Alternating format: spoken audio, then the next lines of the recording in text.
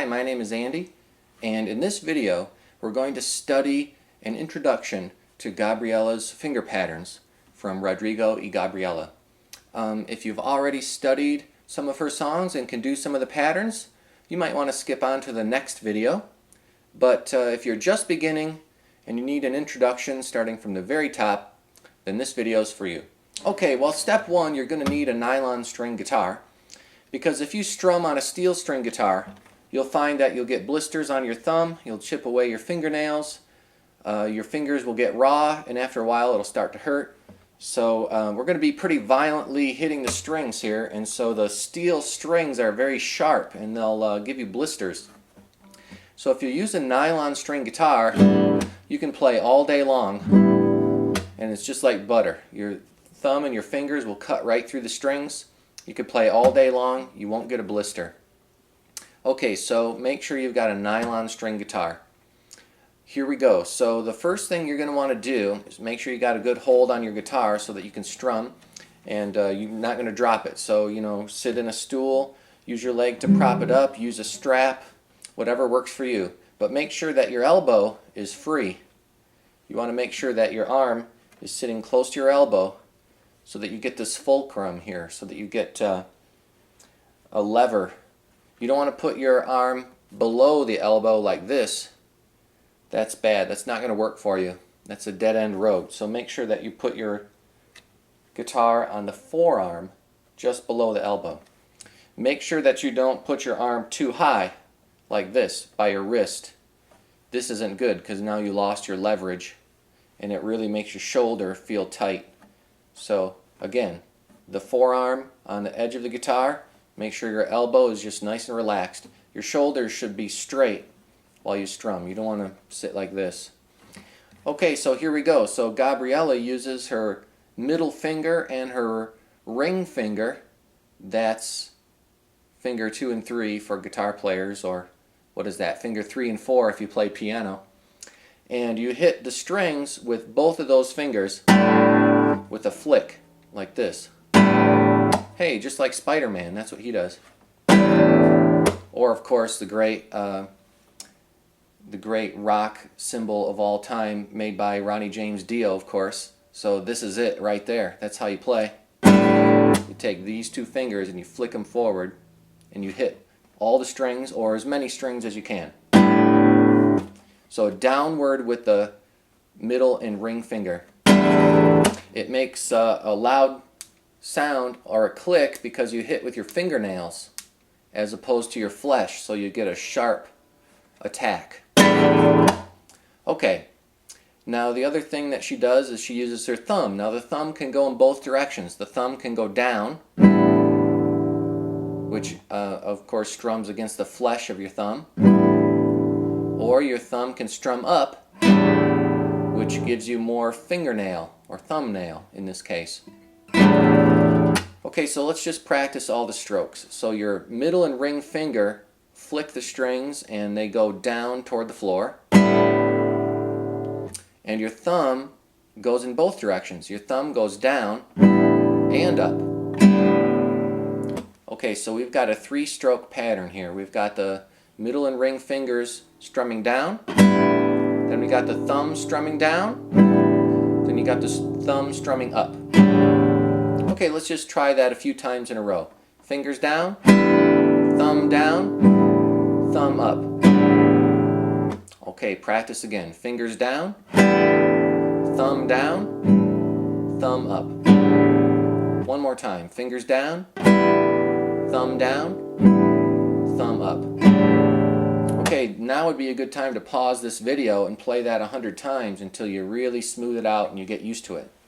Okay, but I'm just going to move on and talk about more. Now, be careful of this. I'm going to point out some bad habits I want you to watch for. When your fingers flick down toward the floor, sometimes your thumb will stick out like this, and it'll really tense up, and you'll see the tendons in your thumb sticking out because your thumb is so tightened up. Now watch out for that, because when your fingers flick down toward the floor, what does your thumb do? It doesn't do anything. It's just waiting for its next note. So you got to make sure that your thumb isn't locked. Watch out for that, because if you lock up your thumb while your fingers are strumming, now you've got a lot of tension built, and it's not going to work. This is just a very loose and fluid way to strum. You can't lock your thumb in position while you're trying to flick the fingers. So let's actually focus on that for just a few minutes. Make sure your thumb is just real loose. It's just hanging there. It's not doing anything. And then flick downward with your fingers. Okay, what did your thumb do? Did it stick out? Did it go up toward the ceiling? Did it tense up? Did it lock up? Let's see if you can get your thumb just to rest and not do anything. Let's see if we can get your thumb to just not even react at all when the fingers flick. Your thumb isn't going to go anywhere. That way your thumb's nice and loose when it's time for your thumb to actually play. Okay, now let's talk about that thumb strum for a moment.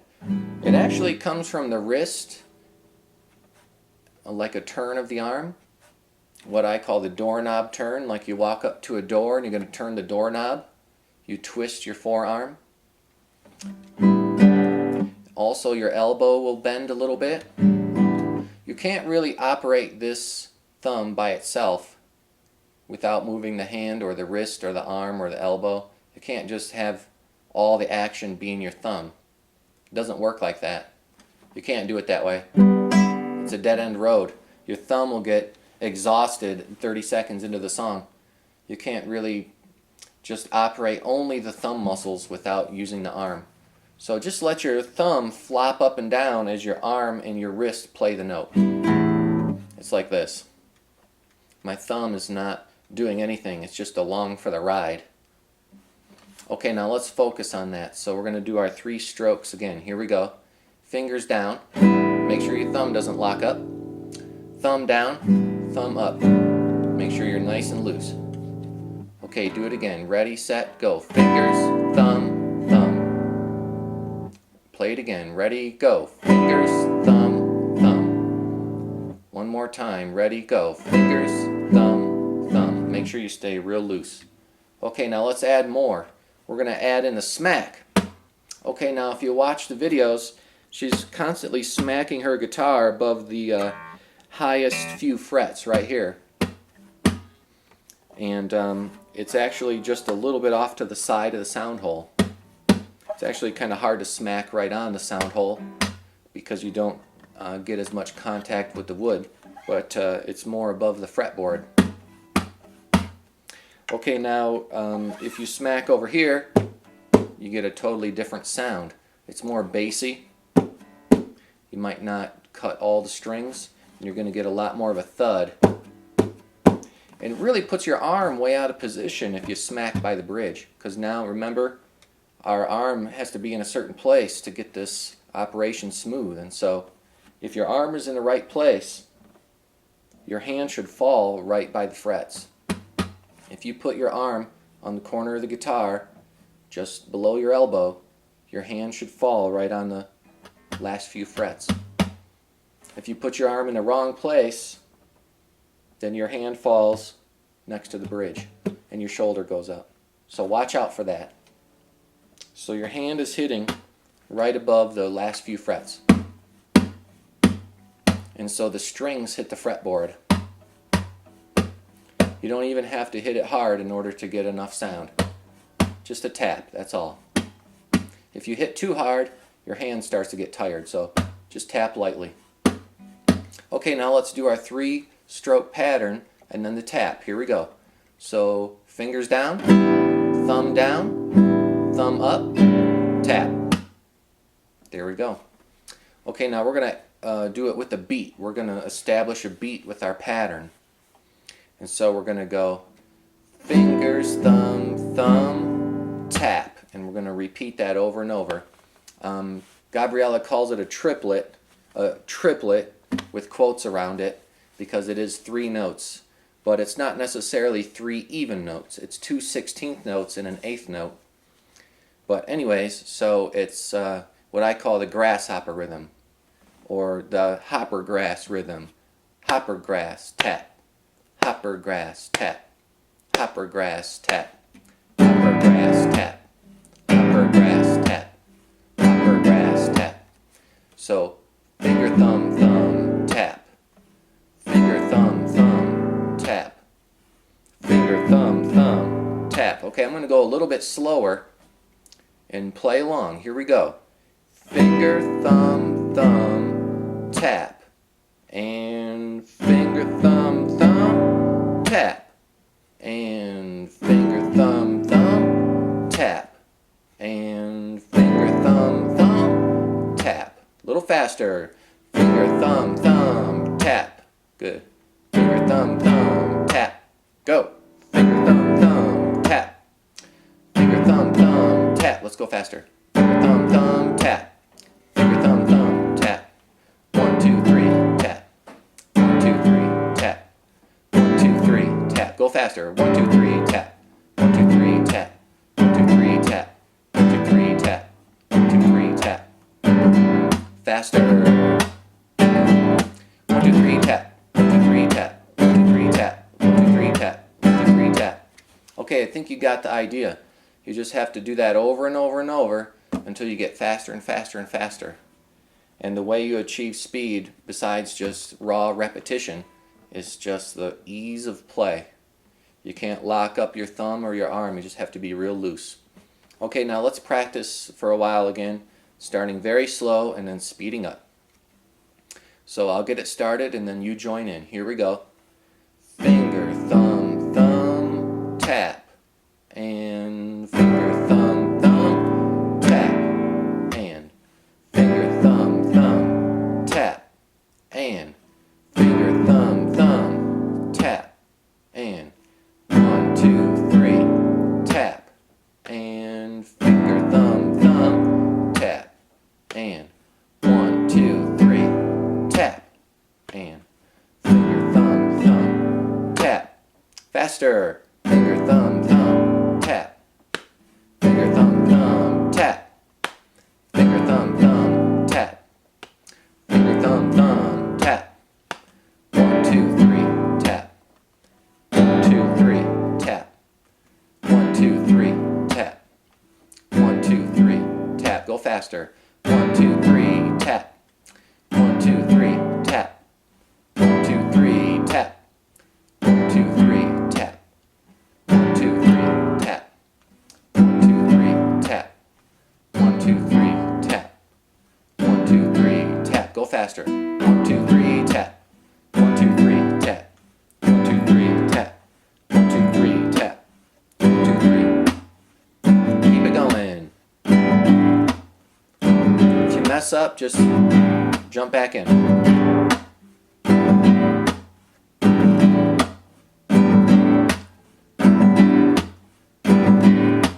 Okay, go faster. 1, 2, 3, tap. 1, 2, 3, tap.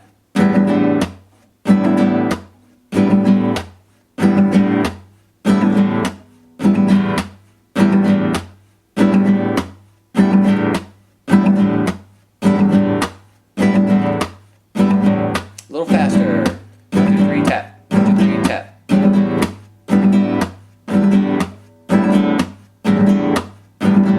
A little faster.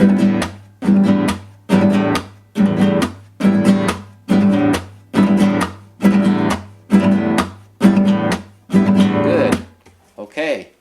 You're on the road to success by doing all this repetition.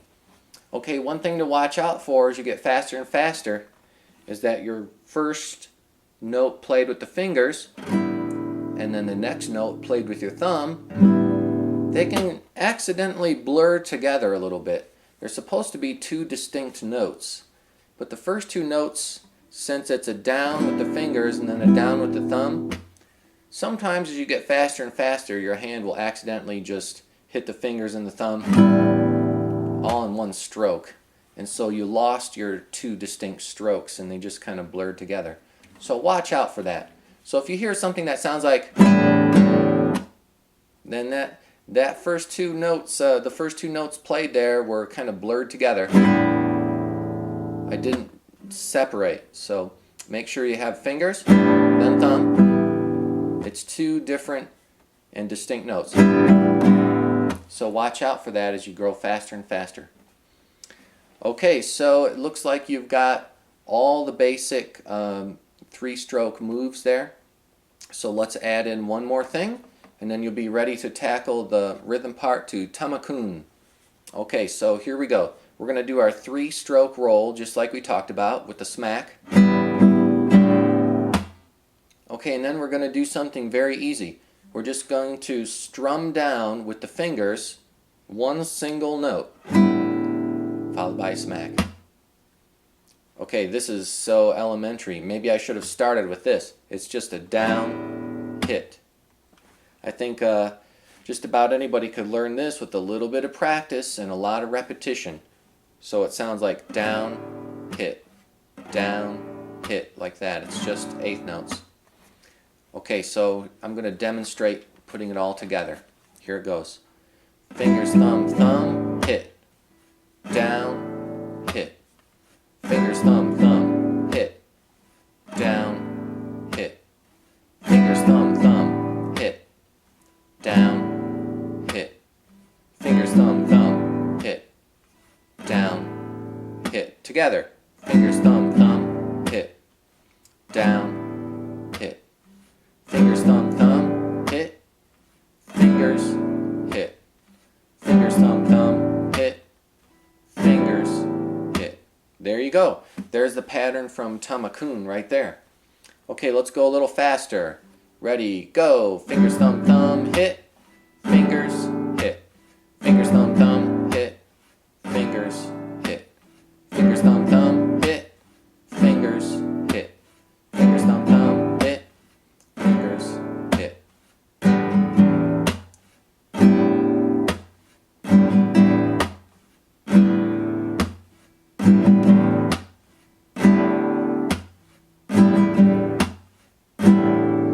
Okay, if we were counting this in drum lingo, it would be 1 E and 2, 3, 4.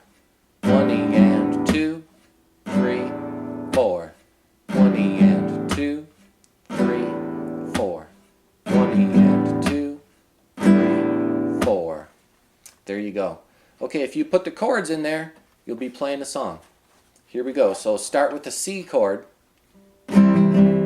Okay, the hard part is on a C, traditionally when you play C, you don't play all the strings. You play only 5 strings, and you don't play this low E string at all. And so that adds another element of difficulty into our strumming, because so far we've just been hitting all the strings and not really being careful. But when you play a C chord, we're trying not to play the low E string at all. So you might want to aim high. Just aim for the highest sounding strings. And that way you'll avoid hitting that low E string. So I'm just going to aim for the 3 highest strings, or maybe the 4 highest strings. I might not play all 5 notes of a C chord, just because I want to avoid that low E. Okay, so here's how it sounds. 1 E and 2, 3, 4. 1 E and 2, 3, 4. 1 E and 2, 3, 4. 1 E and 2, 3, 4. Good, you got it. Okay, so later on there's a G chord. This time you do play all the strings, so you don't have to strum carefully, just hit everything. Ready, go. 1 E and 2, 3, 4. 1 E and 2, 3, 4. 1 E and 2, 3, 4. 1 E and 2, 3, 4. Okay. Later on in the tune there's an A minor. If you don't know these chords, I'll put a link at the bottom of the page for you. Okay, here we go. Once again, A minor is a chord where you strum only 5 strings and you don't play that low E. So we're going to use that strategy of just aiming for the highest sounding strings. Here we go. 1 E and 2, 3, 4. 1 E and 2, 3, 4. 1 E and 2, 3, 4. 1 E and 2, 3,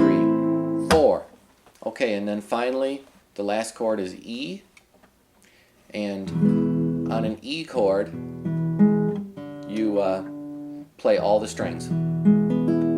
So just hit all the strings. Ready, go. 1 E and 2, 3, 4. 1 E and 2, 3, 4. 1 E and 2, 3, 4. 1 E and 2, 3, 4. There we go. Okay, let's put it all together. Okay, the actual order of the chords is one measure or one pattern on A minor to start the tune. Then one measure on a G chord. Then you play one measure on a C chord. Okay, and then on the last measure it's a little bit different because we're going to break it in half. We're going to do the first half of the pattern with the triplet sound on an E chord, but then we're going to do the final strum back on our original chord, which is A minor. Okay, so that last measure had an E and an A. That gets a little tricky because we're doing part of it on E and the last one on A. So you have to jump chords a little bit faster there. Okay, now let's do that whole thing all together, all four measures. A minor, G, C, and E, A minor. Okay, here we go. Ready, go. A, G, C, E, A. There it is. Okay, let's put it together nice and slow one more time. This time we'll repeat it over and over. Here we go. Ready, go. A, G, C, E, A. Repeat. A, G,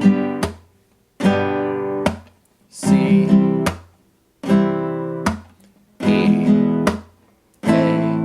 repeat. A, G,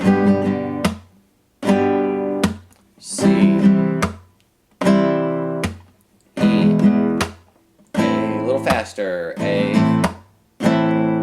G, C, E. A little faster.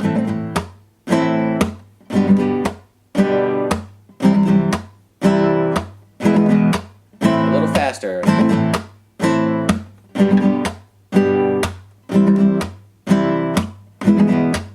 little faster. A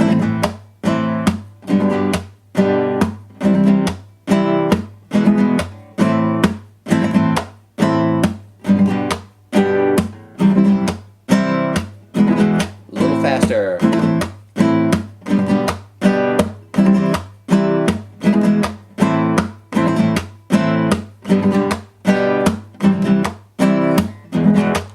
Faster.